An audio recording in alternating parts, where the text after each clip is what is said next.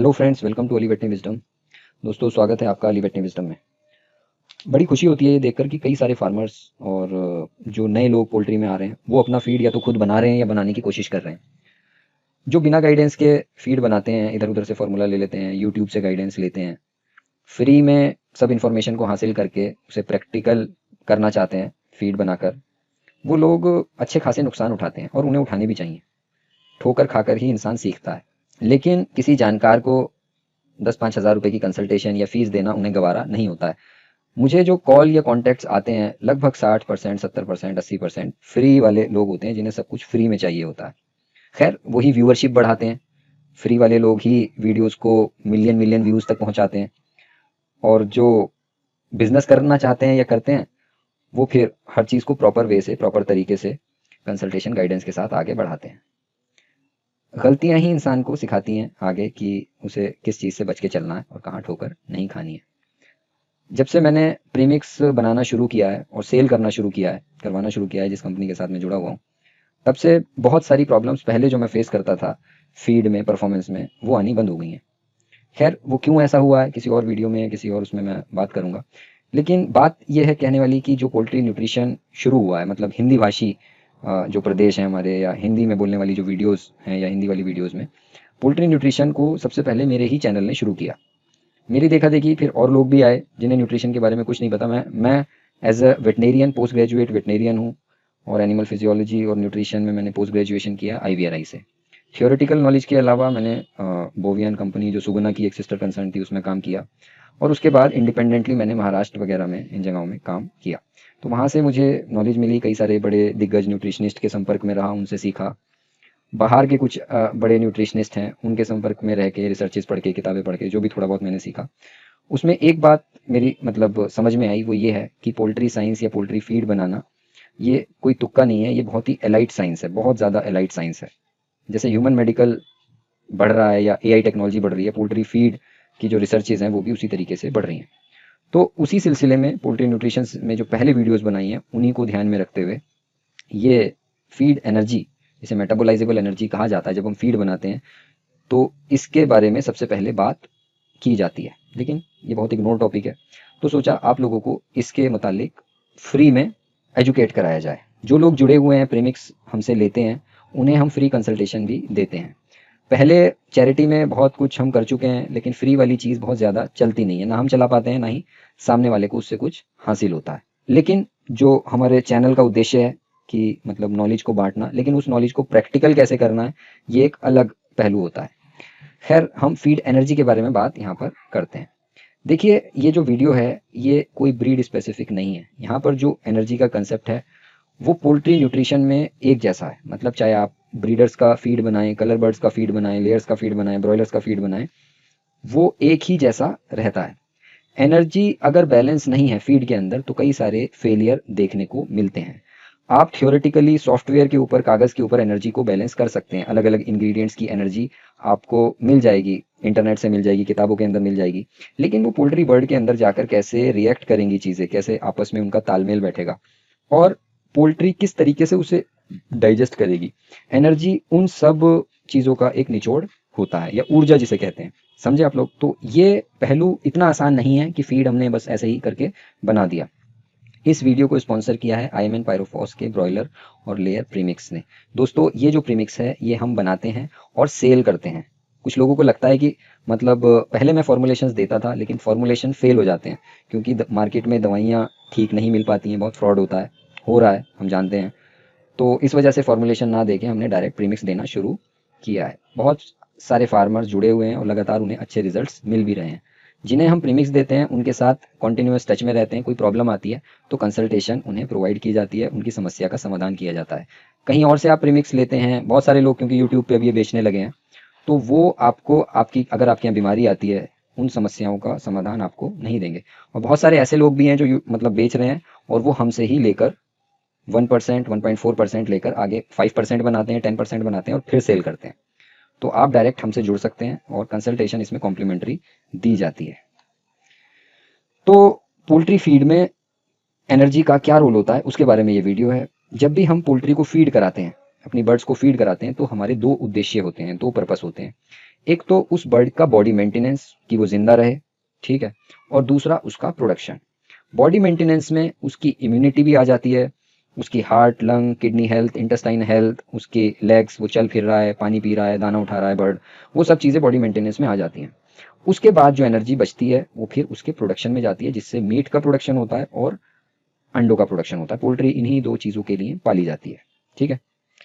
तो जो भी काम हो रहा है और जिस भी पर्पज़ के लिए हम पोल्ट्री पाल रहे हैं या फीड बना रहे हैं, उसमें एनर्जी उस फीड का एक अहम पार्ट, एक इम्पॉर्टेंट कंपोनेंट होता है।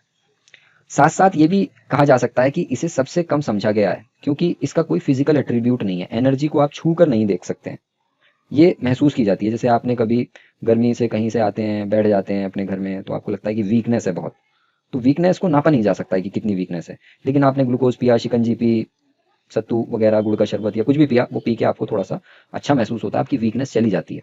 तो ये जो एक पर्टिकुलर ये महसूस करने वाली जो बात है, महसूस कुरैशी जी हमारे एक बहुत अच्छे मित्र हैं, यूट्यूबर हैं, बहुत सेवा कर रहे हैं पोल्ट्री की, खासकर देसी पोल्ट्री की, तो उनका नाम बार बार आ रहा है। बहरहाल, तो ये जो मतलब फिजिकल एट्रीब्यूट इसका कोई नहीं होता, इसे हम छू कर नहीं देख सकते एनर्जी को। ये फीड इंग्रेडिएंट की कैरेक्टरिस्टिक होती है, ठीक है। मेरी वीडियोस, फिर मैं वही कहूँगा, मैं एक बहुत छोटा और मैं किसी को एंटरटेन नहीं कर पाता हूँ, इस वजह से मेरे वीडियोस में व्यूज़ भी कम होते हैं। तो जो सिंसियर लोग हैं वही 2-4, 10-12 हज़ार, 2,000 वही देखते हैं, पूरी वीडियो देखते हैं, और उन्हीं के लिए बनाता भी हूँ। मैं किसी से नहीं कहता कि मुझे फॉलो करो या मेरा चैनल सब्सक्राइब करो या जो मैं बता रहा हूँ उसे अपने यहाँ इंप्लीमेंट करो। मैं तो सिर्फ नॉलेज के लिए बनाता हूँ। प्रैक्टिकली इम्पॉसिबल है कि एक ही चीज़ को हर जगह हम प्रैक्टिकली इंप्लीमेंट कर दें। हर जगह की कंडीशंस देखी जाती हैं कि वहाँ पर क्या चीज़ें अवेलेबल हैं, उसके हिसाब से उस नॉलेज को फिर प्रैक्टिकल सेंस में बदला जाता है। तो बेसिक्स ऑफ पोल्ट्री न्यूट्रिशन में ये बात इंपॉर्टेंट है कि एनर्जी की ये चीज़ पहलू हम समझें कि इसको नापा, मतलब ऐसे नहीं नाप सकते हैं, मतलब जैसे छू के प्रोटीन देख लेंगे या ऑयल को देख लेंगे कि ये ऑयल है, हम एनर्जी को नहीं देख सकते। लेकिन एनर्जी, ऊर्जा हर चीज़ के अंदर प्रेजेंट होती है। ऑयल के अंदर भी एनर्जी है, सोयाबीन की खल के अंदर, सोया डीओसी के अंदर भी एनर्जी है, मक्का के अंदर भी एनर्जी है, बाजरे के अंदर भी एनर्जी है। जो भी कुछ हम इंग्रेडिएंट्स देते हैं उसके अंदर कुछ ना कुछ एनर्जी होती है। ग्रोटेक मुर्गियों में ग्रोथ के लिए एक आजमाया हुआ फॉर्मूला है, जिसमें सभी तरह के vitamin, amino acids, trace mineral, खास तौर से क्रोमियम और कुछ अन्य विशेष हर्बल तत्व मिलाए गए हैं, जो ब्रायलर मुर्गियों में ग्रोथ के लिए अत्यंत लाभकारी हैं। ग्रोटेक एफसीआर को कम और ग्रोथ को बढ़ाता है। ग्रोटेक फिजियोलॉजिकल हार्मनी के सिद्धांत पर काम करता है, जिसका मतलब यह है, यह अंदरूनी शारीरिक संतुलन को तनाव मुक्त करके शरीर की क्षमता को बढ़ाता है। बाजार में ग्रोथ के लिए मिलने वाले ज्यादातर प्रोडक्ट सिर्फ कुछ बी कॉम्प्लेक्स, विटामिनों और मिनरल का मिक्सचर होते हैं, और इसमें कोई शक नहीं कि वह कुछ परिस्थितियों में पक्षी की ग्रोथ को बढ़ाते भी हैं। अपने वातावरण में मुर्गियों को विभिन्न प्रकार के तनाव कारकों का सामना करना पड़ता है। वातावरण के तनाव के अलावा बर्ड्स में लगातार फीड खाने से अंदरूनी मेटाबॉलिक तनाव भी होता है, जिसे आंतरिक फिजियोलॉजिकल तनाव कहते हैं। यदि यह फिजियोलॉजिकल तनाव अधिक होता है तो मुर्गी पर किसी तरह का ग्रोथ प्रमोटर काम नहीं करता। इस तनाव के कारण शरीर में कुछ हार्मोन निकलते हैं जो बर्ड्स के दिमाग में सेटाइटी सेंटर को प्रभावित करते हैं, जिससे बर्ड्स का फीड इनटेक प्रभावित होता है। ग्रोटेक के हर्बल तत्व उस सिस्टम को स्ट्रीमलाइन करके बर्ड्स की भूख को बनाए रखने में मदद करते हैं, जिससे बर्ड अपनी क्षमता अनुसार पर्याप्त फीड इनटेक करता है और ग्रोटेक में मौजूद विटामिन, एमिनो एसिड और मिनरल फीड के पोषक तत्वों को अच्छे से इस्तेमाल करने में मदद करते हैं। ग्रोटेक की इस दोहरी लाभकारी विधि से न सिर्फ पक्षी का एफसीआर कम होता है, बल्कि ग्रोथ भी बढ़ती है। ग्रोटेक मुर्गी के शरीर के अंदर तनाव पैदा करने वाले कारकों को कम करता है और शरीर की विभिन्न कार्य प्रणालियों में तालमेल बिठाता है।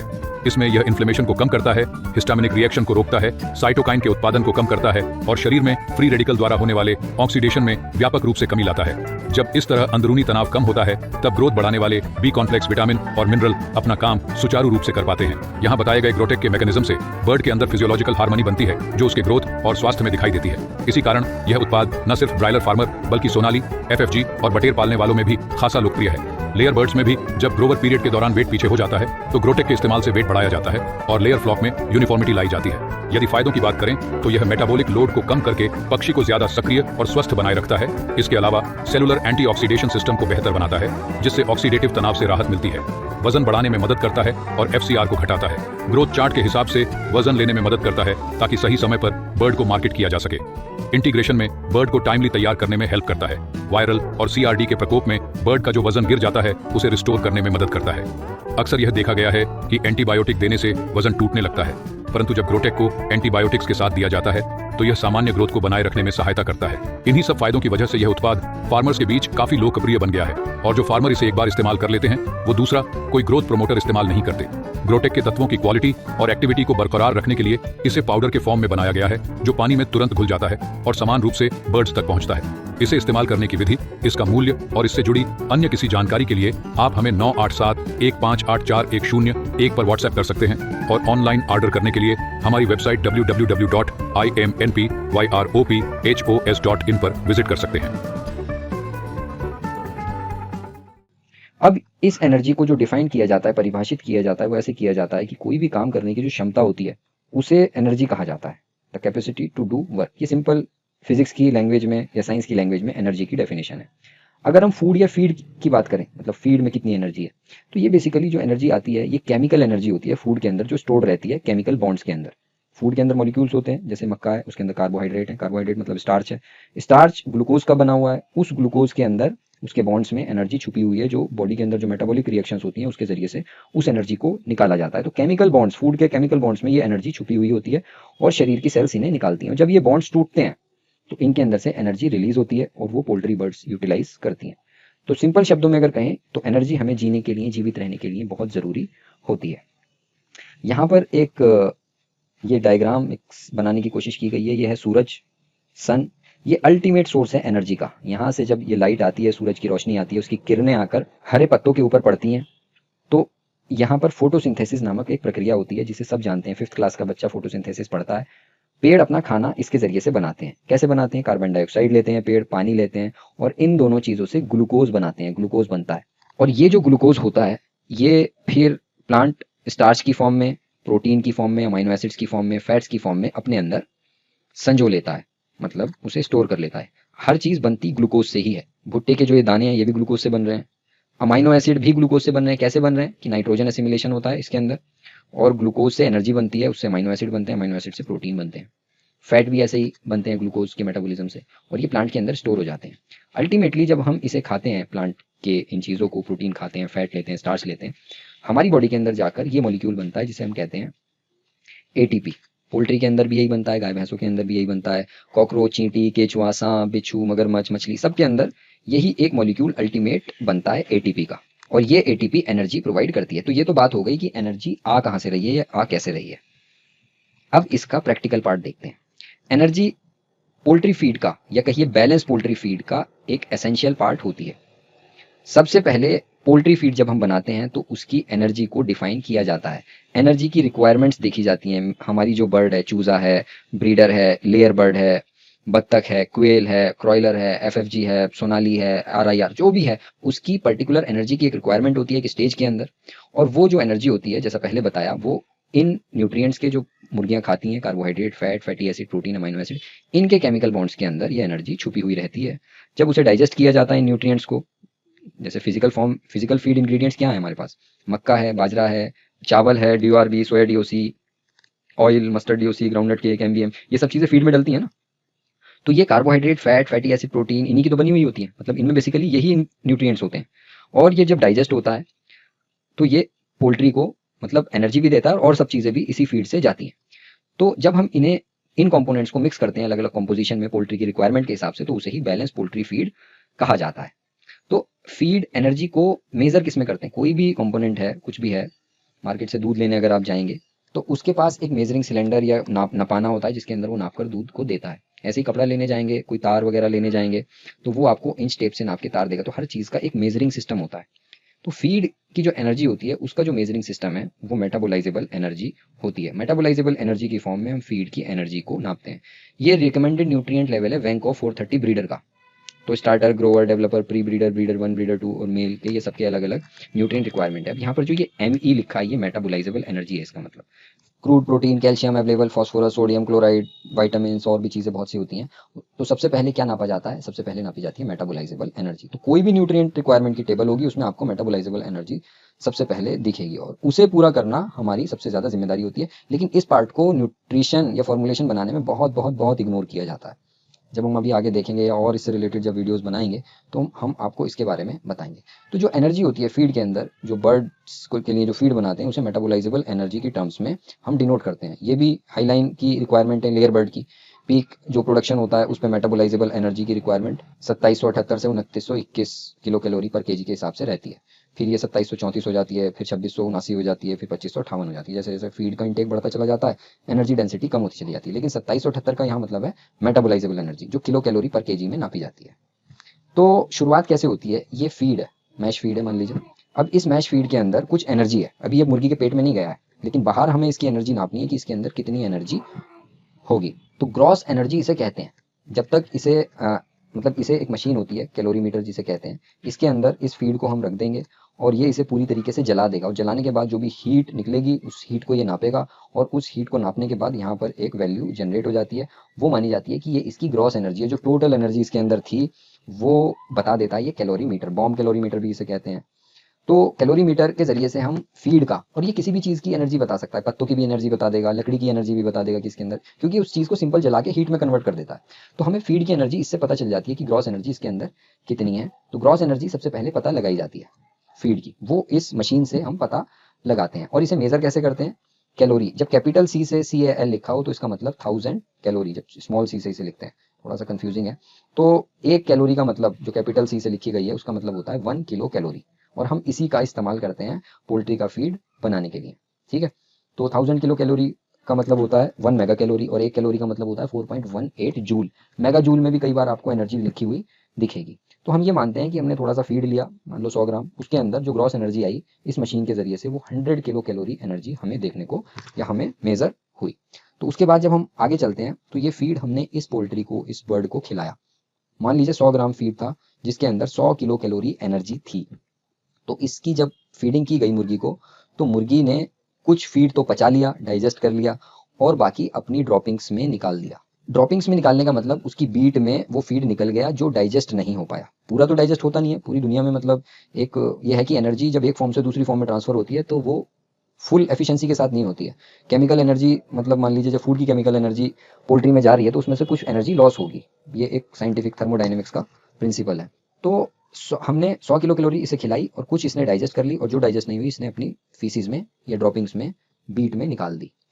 अब जो डाइजेस्ट नहीं हो पाया, पच नहीं पाया, वो वाले पार्ट को फिर उस मशीन के अंदर, बॉम्ब कैलोरीमीटर के अंदर डाला गया और देखा गया कि उसके अंदर कितनी एनर्जी है। तो ये रिसर्च में ये देखा गया कि ये 24 किलो कैलोरी एनर्जी, अगर इसने 100 किलो कैलोरी एनर्जी खाई थी तो ग्रीन वाले पार्ट की बात हो रही है, अभी व्हाइट वाले पार्ट की बात नहीं हो रही। तो ये ग्रीन वाले पार्ट के अंदर 24 किलो कैलोरी एनर्जी हमें मिली। तो इसका मतलब 100 में से 24 मुर्गी ने वेस्ट कर दिया या बाहर निकाल दिया, ठीक है, अपनी फीसिस में, अपनी ड्रॉपिंग्स में, अपनी बीट के अंदर।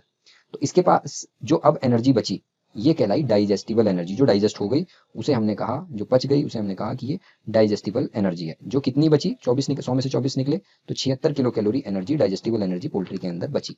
फिर इस व्हाइट पार्ट को भी नापा गया तो उसके अंदर 6 किलो कैलोरी एनर्जी थी व्हाइट पार्ट के अंदर। तो टोटल डाइजेस्टिबल एनर्जी के बाद जब हमने सफ़ेद पार्ट की भी एनर्जी को डिटरमाइन किया, उसे भी माइनस कर दिया, अब जो एनर्जी बची वो कहलाई मेटाबोलाइजेबल एनर्जी। ये मेटाबोलाइजेबल एनर्जी मुर्गी के शरीर के या उसकी आंतों के अंदर अब मौजूद है, जिसे उसके ब्लड के अंदर, खून के अंदर एब्जॉर्ब होके जाना है। तो हम ग्रॉस एनर्जी से मेटाबोलाइजेबल एनर्जी पर आ गए। डाइजेस्टिबल एनर्जी हमने देख ली। अच्छा, अगर बकरी या भैंस या गाय होती तो उसके अंदर ये चीज अलग तरीके से देखी जाती। पोल्ट्री पक्षियों में खांसने, छींकने और सांस लेते समय सुनाई देने वाली रेस्पिरेटरी साउंड से लगभग हर पोल्ट्री फार्मर परेशान रहता है। यह प्रॉब्लम आपके पोल्ट्री फार्म की शांति और उत्पादकता को प्रभावित करती है, और फार्मर इसी चिंता में दिन काटता रहता है कि ना जाने कब यह साउंड घातक ई. कोलाई या CRD रूप धारण कर ले। इस साउंड की वजह होती है बर्ड के ट्रेकिया में उत्पन्न होने वाला अत्यधिक म्यूकस। स्वस्थ पक्षियों में यह म्यूकस हल्का चिपचिपा पानी जैसा होता है, जो बैक्टीरिया, वायरस और धूल आदि को ट्रेकिया पर चिपकने नहीं देता, जिससे इन्फेक्शन नहीं हो पाता। लेकिन जब फार्म में किसी कारण से वेंटिलेशन बाधित होता है और अमोनिया बनने लगती है या फिर हवा में वायरल लोड बढ़ता है तो वायरस ट्रेकिया पर चिपकने लगते हैं। इससे ट्रेकिया की सेल अधिक मात्रा में म्यूकस बनाने लगती है और वह धीरे धीरे गाढ़ा भी होने लगता है। इसके अलावा इन्फ्लामेटरी रिएक्शंस के कारण ट्रेकिया सिकुड़ने लगता है। इन दोनों बातों से फेफड़ों में हवा जाने का रास्ता बाधित होता है, जिसकी वजह से खरखराहट होती है और पक्षी गर्दन झटककर आगे की तरफ बढ़ाता है और सांस लेने की कोशिश करता है, और हवा म्यूकस के ऊपर से गुजरते हुए आवाज उत्पन्न करती है। कई सारी संक्रामक बीमारियां जैसे LPAI, ND, इन्फेक्शियस ब्रोंकाइटिस और माइकोप्लाज्मोसिस खरखराहट की समस्या पैदा करती है। ये कंडीशन आपकी पोल्ट्री के स्वास्थ्य और आपके मुनाफे के लिए गंभीर खतरा बनी रहती है। ये बीमारियां उच्च मृत्यु दर, अंडे के उत्पादन में कमी, अधिक FCR और दवा की लागत में बढ़ोतरी का कारण बनती है। CRD के लक्षण शुरुआत में हल्के होते हैं, जैसे कि सांस लेने में थोड़ी तकलीफ होती है, जिसमें कुछ बर्ड्स फार्म के बीच में मुंह खोलकर सांस लेते दिखाई देते हैं। ध्यान से सुनने पर खिचखिचाहट और खरखराहट सुनाई देती है। फिर इसके साथ साथ चेहरे पर सूजन भी दिखाई देने लगती है, जिसे कोराइजा कहते हैं। इन लक्षणों का अंत अक्सर मोर्टेलिटी के साथ होता है। कई वायरस और बैक्टीरिया साथ में भी संक्रमण करते हैं, जो रेस्पिरेटरी डिजीज कॉम्प्लेक्स के रूप में दिखाई देता है। इस बीमारी में किसान आर्थिक रूप से अभूत नुकसान उठाता है, इसलिए सटीक निदान और उपचार बेहद जरूरी हो जाता है। अपने पोल्ट्री फ्लॉक को सीआरडी से बर्बाद होते ना देखें। आज ही रेस्पोज का इस्तेमाल करें। रेस्पोज एक नया और क्रांतिकारी समाधान है जो पोल्ट्री में सीआरडी द्वारा उत्पन्न आवाज संबंधित समस्याओं से निपटने में मदद करने के लिए बनाया गया है। रेस्पोज रेस्पिरेटरी साउंड की समस्या को रोकने और उसका इलाज करने में काफी प्रभावी है, क्योंकि रेस्पोज ट्रेकिया के गाढ़े म्यूकस को पतला करता है और संकुचित ट्रेकिया को खोलने में मदद करता है, जिससे ट्रेकिया में हवा का प्रवाह सुचारू होता है और साउंड की प्रॉब्लम कम हो जाती है। रेस्पोज का एडवांस फार्मूला पानी में आसानी से घुलने वाले लिक्विड के रूप में बनाया गया है, जिसे पीने के पानी में मिला कर दिया जाता है। रेस्पोज सीआरडी से संबंधित लक्षणों में कमी करता है, रेस्पिरेटरी साउंड को कम करता है, मोर्टेलिटी की दर को कम करने में मदद करता है, एंटीबायोटिक्स के काम करने की क्षमता को बढ़ाता है और इससे एफसीआर में सुधार देखने को मिलता है। सीआरडी को अपने पोल्ट्री व्यवसाय में रुकावट न डालने दें। अपने निवेश की सुरक्षा करें और रेस्पोज के जरिए अपने पोल्ट्री फ्लॉक के स्वास्थ्य को बनाए रखें। रेस्पोज हर पोल्ट्री फार्म के लिए एक जरूरी सप्लीमेंट है। आज ही मंगाएं।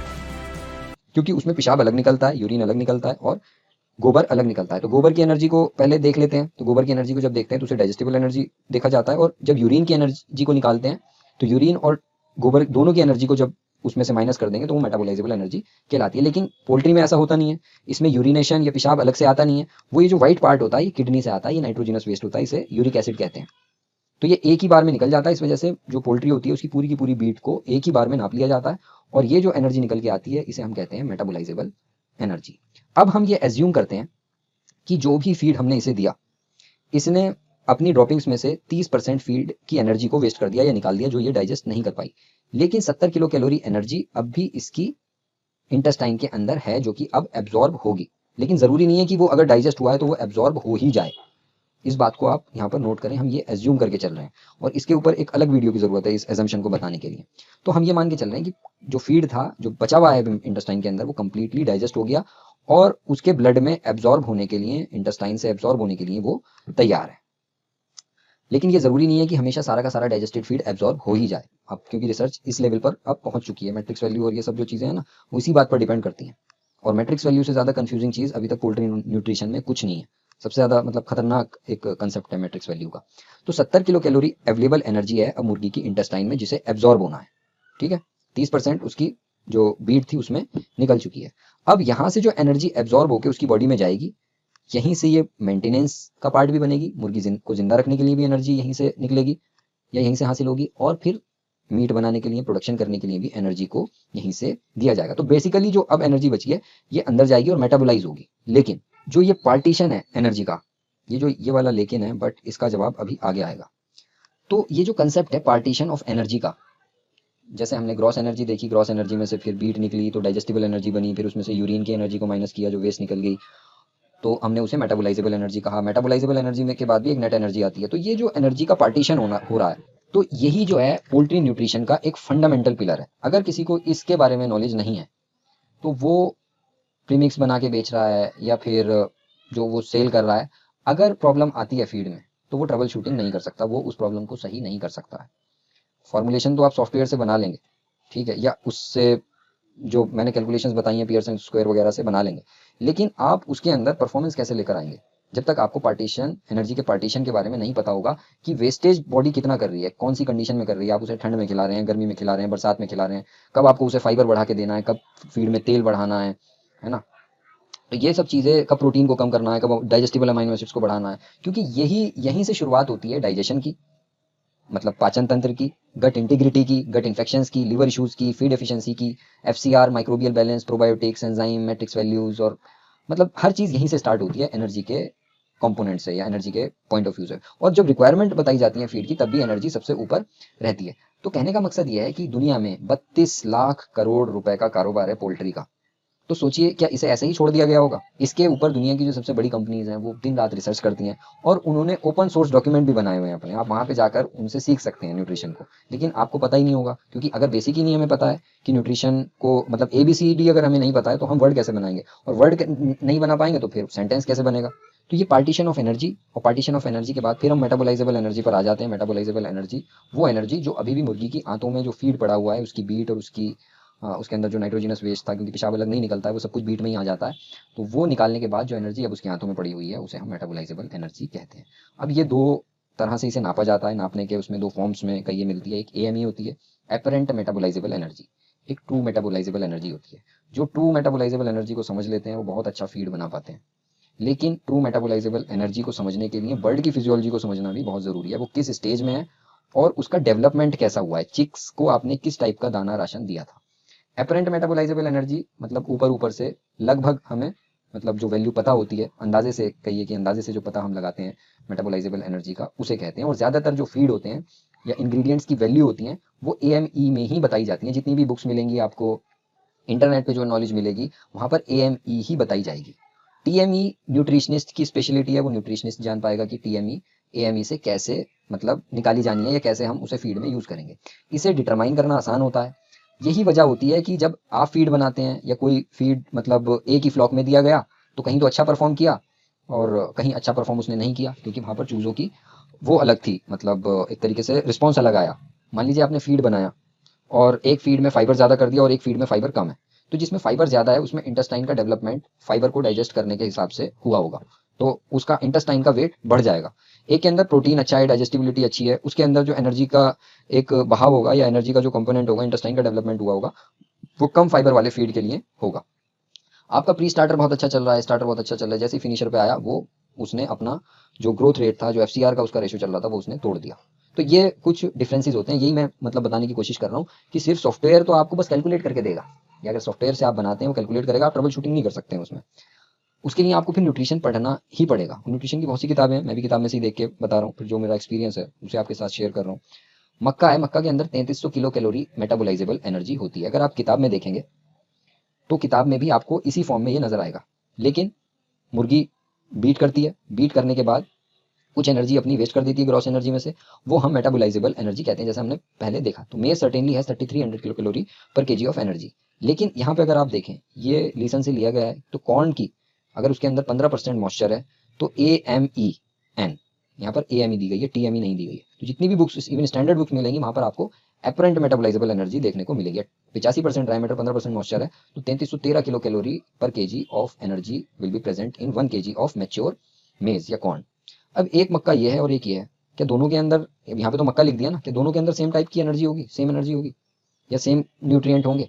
एक आप देख रहे हैं कि इसका अंदर से इसे कीड़े खा गए, स्टार्च इसके अंदर का खा गए, खोखला कर दिया है इसे, टूटे हुए हैं ग्रेन्स, फंगस लगी हुई है, एक क्लीन मक्का है।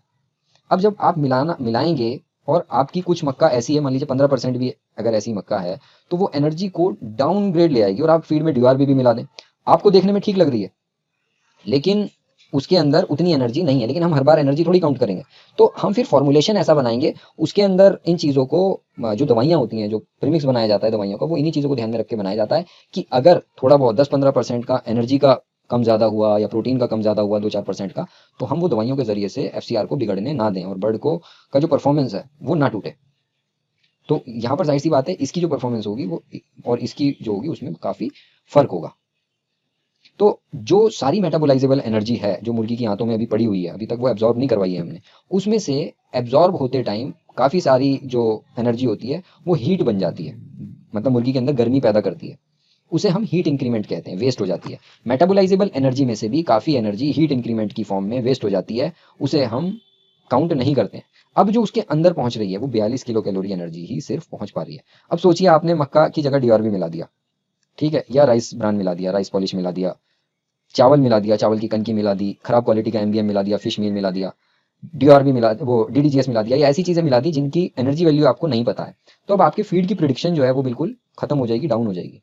नहीं आप उसे मतलब फीड को आपके कंट्रोल से बाहर चला जाएगा। तो हीट इंक्रीमेंट कितना हो रहा है, वो डाइजेस्ट होने के बाद अंदर एब्जॉर्ब होने में जो एनर्जी वेस्ट हो रही है उसे हम हीट इंक्रीमेंट कहते हैं। वो हीट इंक्रीमेंट इस बात पर डिपेंड करता है कि कौन से इंग्रेडिएंट यूज हुए हैं।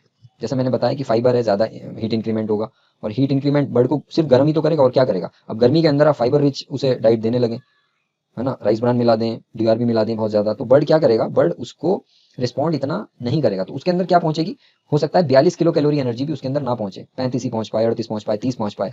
तो अब बर्ड के अंदर सिर्फ इतनी ही गई है एनर्जी। तो ये जो 42 किलो कैलोरी एनर्जी है ये बेसिकली नेट एनर्जी कहलाती है जो कि बर्ड अब यूज करेगी। तो ये 42 किलो कैलोरी एनर्जी ही हमारे लिए एक इंपॉर्टेंट पॉइंट होता है, क्योंकि इस नेट एनर्जी को बर्ड यूज करती है। किस लिए यूज करती है? अपना मेंटेनेंस के लिए यूज करेगी, अपनी बॉडी को मेंटेन करने के लिए। मेंटेन करने का क्या मतलब है?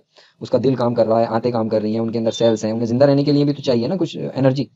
लीवर है, किडनी है, हार्ट है, ब्रेन है, खून बह रहा है, वो चल फिर रहा है, मान लो पानी पी रहा है चल के या फिर दाना खा रहा है, तो उन सब चीज़ों में एनर्जी फिर वेस्ट होती है। लेकिन इस 42 किलो कैलोरी एनर्जी में से कुछ एनर्जी मेंटेनेंस में चली जाती है, लेकिन इसकी जो एफिशिएंसी होती है इसे यूज़ करने की वो काफ़ी ज़्यादा होती है। 75% एफिशिएंसी के साथ मेंटेनेंस में एनर्जी यूज़ होती है। लेकिन जो प्रोडक्शन होता है, प्रोडक्शन के अंदर एफिशिएंसी जो है यूटिलाइजेशन की, एनर्जी यूटिलाइजेशन की, वो कम हो जाती है। काफ़ी सारी एनर्जी वेस्ट हो जाती है और कुछ एनर्जी जो बचती है, 10-15 किलो कैलोरी एनर्जी जो बचेगी, वो प्रोडक्शन में हमारी जाएगी और ये सबसे लास्ट में यहाँ पहुँचती है। अगर मेंटेनेंस कम है और प्रोडक्शन मतलब सारी एनर्जी प्रोडक्शन की तरफ जा रही है, तो बच्चा बहुत तेज़ी से बढ़ता है, या अंडे दिए जाएंगे, या उसकी ब्रीडिंग एफिशिएंसी, फर्टिलिटी बढ़ेगी, कुछ भी आप कह सकते हैं, जिस पर्पज़ के लिए भी आप उसे यूज़ कर रहे हैं। तो हमें ये देखना पड़ता है फीड फॉर्मुलेशन करते टाइम कि जो इंग्रेडिएंट हम यूज़ कर रहे हैं वो नेट एनर्जी कितनी हमारी बर्ड को पहुंचाने की क्षमता रखते हैं और किस मौसम में हम फीड बना रहे हैं। क्योंकि परसेंटेज जो होती है कुछ मेटाबोलाइजेबल एनर्जी की, ये डिपेंड करती है फीड के कॉम्पोजिशन के ऊपर। फाइबर कितना है, ऑयल कितना है, ऑयल के अंदर फ्री फैटी एसिड कितने हैं, पाम ऑयल यूज़ कर रहे हैं, सोया ऑयल यूज़ कर रहे हैं, टेलो यूज़ कर रहे हैं, फिश ऑयल यूज़ कर रहे हैं, हल्दी का तेल इस्तेमाल कर रहे हैं, सबकी एनर्जी की वैल्यूज़ अलग अलग होती हैं। या मान लीजिए आप प्रोटीन, हाई प्रोटीन का दाना बना रहे हैं। अब सर्दियों में तो ठीक है क्योंकि उसका हीट इंक्रीमेंट ज़्यादा होता है। आपने देखा होगा कभी कभार जैसे अंडे सर्दियों में ज़्यादा खाए जाते हैं। क्यों खाए जाते हैं? उबले हुए अंडे या वैसे, क्योंकि उनके अंदर से हीट इंक्रीमेंट होता है। वो जब डाइजेस्ट होता है प्रोटीन तो एनर्जी निकलती है बहुत ज़्यादा, तो हीट इंक्रीमेंट प्रोटीन का 30% तक होता है। तो अगर उसे प्रोटीन दे रहे हैं तो हीट इंक्रीमेंट उसके अंदर ज़्यादा होगा। तो ज़्यादा प्रोटीन वाला दाना गर्मियों के अंदर प्रॉब्लम करता है। किसकी प्रॉब्लम करेगा? हीट स्ट्रोक की प्रॉब्लम करेगा, हीट स्ट्रेस की प्रॉब्लम करेगा, बैक मारेगा बच्चा, जबकि प्रोटीन ज़्यादा दिया जा रहा है। कार्बोहाइड्रेट के अंदर कम रहता है, फैट्स के अंदर हीट इंक्रीमेंट बहुत कम रहता है। हीट इंक्रीमेंट का एक एडेड एडवांटेज होता है विंटर्स में। तो इसका प्रैक्टिकल रिलेवेंस ये है कि मान लीजिए ठंड के दौरान आपने बर्ड्स को रखा हुआ है और प्रॉपर हीटिंग अरेंजमेंट नहीं है, आपने गर्मी के लिए कोई संसाधन मुहैया नहीं कराए हैं और ठंड है फार्म के अंदर, तो जाहिर सी बात है अब वो अपने आप को गर्म करने के लिए ज़्यादा खाएगा, गर्म रखने के लिए। जब ज़्यादा खाएगा तो हीट इंक्रीमेंट होगा, जैसा अभी बताया मेटाबोलाइजेबल एनर्जी के बाद हीट इंक्रीमेंट होता है, उसे एब्जॉर्ब होने के टाइम में जो हीट निकलती है उसे हीट इंक्रीमेंट कहा जाता है। तो उससे वो अपने आप को गर्म रखेगा, जिससे एफसीआर बढ़ता है। अब 1 किलो का ब्रॉयलर है, 300 किलो कैलोरी एनर्जी उसे मेंटेनेंस के लिए और ग्रोथ के लिए 25 डिग्री सेल्सियस पर चाहिए होती है। अगर टेम्परेचर कम है, मेंटेनेंस की जो उसकी रिक्वायरमेंट है वो बढ़ जाएगी, क्योंकि उसकी बॉडी का टेम्परेचर भी उसे मेंटेन करना है, बॉडी की वर्किंग भी है। तो 75% इसका वो यूज़ कर रहा है मान लीजिए अपनी मेंटेनेंस के लिए, और 75 किलो कैलोरी एनर्जी ग्रोथ के लिए जाएगी। इसी वजह से ग्रोथ जो होती है ना, अक्सर सर्दियों में अगर टेम्परेचर बहुत ज़्यादा डाउन हो जाता है तो ग्रोथ थोड़ी कम हो जाती है। वो इसी वजह से होती है क्योंकि फीड को वो अपनी बॉडी को गर्म रखने के लिए इस्तेमाल करने लगता है। तो जैसे जैसे टेम्परेचर सर्दियों में नीचे जाता है तो मेंटेनेंस की जो नीड है वो बढ़ने लगेगी। वो 225 किलो कैलोरी से बढ़ के हो सकता है 300 किलो कैलोरी तक पहुंच जाए और उससे भी ज़्यादा होने लगे कभी कभार, है ना, बढ़ने लगता है, भागने लगता है जिसे कहते हैं। और गर्मियों में दूसरी वजह है हाई फाइबर फीड आप इस्तेमाल करने लगे, वो हीट इंक्रीमेंट का कारण बनेगा सीका में जाके उसका, क्योंकि बैक्टीरियल वो बढ़ा देता है, तो उस वजह से। खैर नेक्स्ट वीडियो में हम देखेंगे उन फैक्टर्स के बारे में जो मतलब इसके एनर्जी के यूटिलाइजेशन को पोल्ट्री में अफेक्ट करती हैं। अगर आपको लगता है कि आपको हमसे बात करनी चाहिए अपने फीड बनाने से रिलेटेड और हमारा प्रीमिक्स यूज़ करके अपना फीड बनाना चाहते हैं, तो आप व्हाट्सएप लिंक दिया गया है डिस्क्रिप्शन में, आप कॉन्टैक्ट कर सकते हैं। और उसके बाद कोई दुविधा होती है, कहीं आप फंसते हैं, कोई बीमारी वगैरह आती है, तब भी हम उसमें फिर हेल्प करते हैं। फीड मिल वगैरह लगानी है तो आप फीड मिल भी लगा सकते हैं, मैंने वीडियोस डाली हुई हैं, वो राजस्थान वाले हैं इकराम भाई, उनसे बात करके आप फीड मिल भी लगा सकते हैं, डायरेक्ट उनसे ही कॉन्टैक्ट कर लें और फीड मिल भी लगा सकते हैं, उसके बाद हमसे कॉन्टैक्ट कर सकते हैं। हमारे यहाँ के जो फीड प्रीमिक्स के FCR हैं, जो परफॉर्मेंस है वो बहुत कंसिस्टेंट हैं। जितनी भी मेडिसिन वगैरह यूज़ करते हैं वो बहुत रिलायबल हैं और 80% जो मेडिसिन हैं वो इम्पोर्टेड हैं, विटामिन वगैरह सब इम्पोर्टेड हैं और खुद प्रीमिक्स बनाया जाता है और फ्रेश बनाया जाता है। तो यूज़ कीजिए, आप जुड़िए हमारे साथ और फिर अगली वीडियो में किसी टॉपिक के साथ हम। और YouTube की वीडियो, कुछ लोग ये कहते हैं कि YouTube की वीडियो बनाते हैं अपना प्रीमिक्स सेल करने के लिए, तो सिर्फ मैं प्रीमिक्स ही सेल नहीं कर रहा हूँ, आप लोगों के लिए अवेलेबल भी हूँ। अगर आप, क्योंकि आपको प्रीमिक्स कहीं ना कहीं से तो लेना है ना, तो आजकल का ज़माना सर्विस ओरिएंटेड है, जहाँ से आप सामान ले रहे हैं उसे आपको सर्विस भी देनी चाहिए। तो हम यहाँ पर आपको सर्विस भी देते हैं। अगर आपकी बर्ड बीमार होगी या कहीं कोई प्रॉब्लम आती है, रॉ मटेरियल नहीं मिल रहा है, रॉ मटेरियल की चेकिंग करानी है ना, या कोई और प्रॉब्लम आ रही है, इकोलाई आ जाती है, CRD आती है बार बार, तो उसके लिए भी proper consultation free of cost दिया जाता है।